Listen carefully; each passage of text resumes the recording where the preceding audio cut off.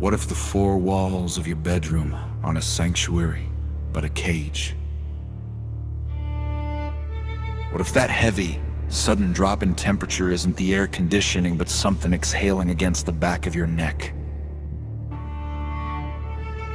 You've been told since you were a child that ghosts can't hurt you, but your instincts, the ones making your skin crawl right now, know that the rules of the living don't apply to the things that wait for the lights to go out.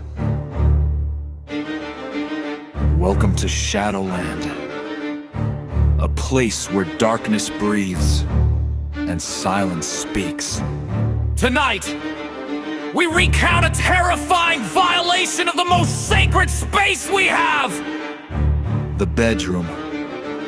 A story from a quiet Ohio suburb where a simple night's rest turned into a physical struggle for survival against a presence that didn't just want to be seen. It wanted to be felt. Stay until the end. If you want to know why some scratches on the floorboards aren't made by mice.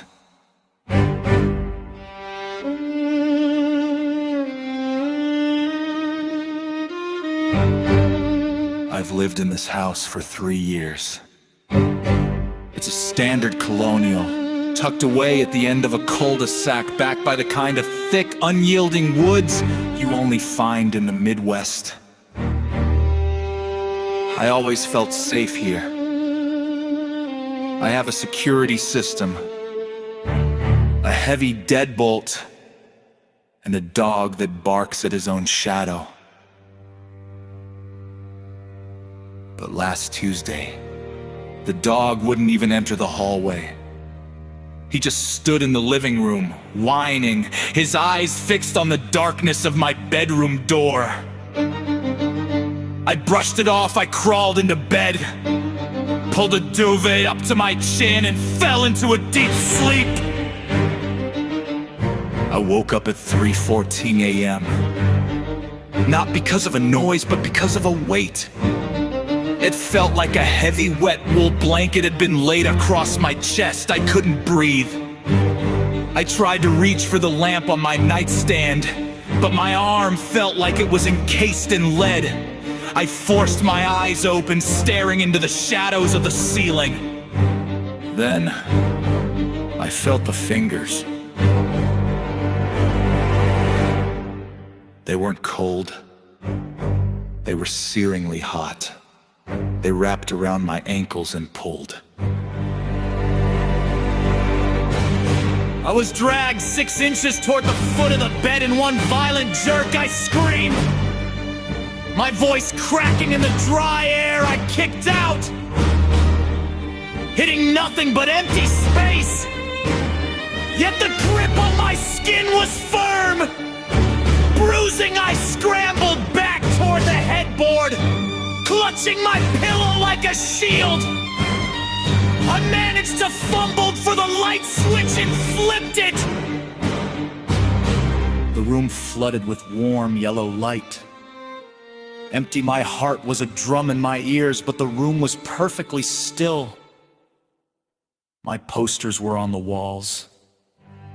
My shoes were by the closet, and the sun would be up in a few hours. I sat there shaking, convinced it was a night terror. Just sleep paralysis. A trick of a tired mind. I took a deep, shaky breath and let my guard down. I was safe. The light was on ghosts. Don't like the light.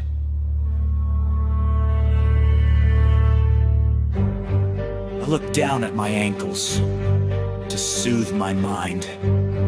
Burned into my skin were 5 distinct, blackened fingerprints. They weren't just marks. The skin was blistering, and they were still smoking, faint wisps of gray vapor rising from my own flesh.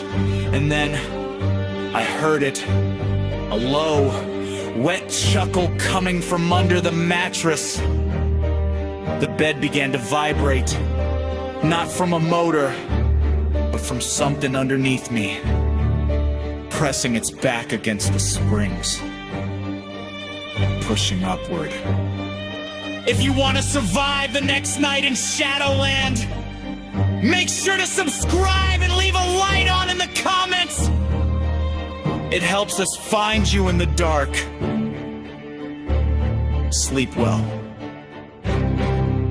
If you're sure those aren't eyes watching you through the crack in the closet door.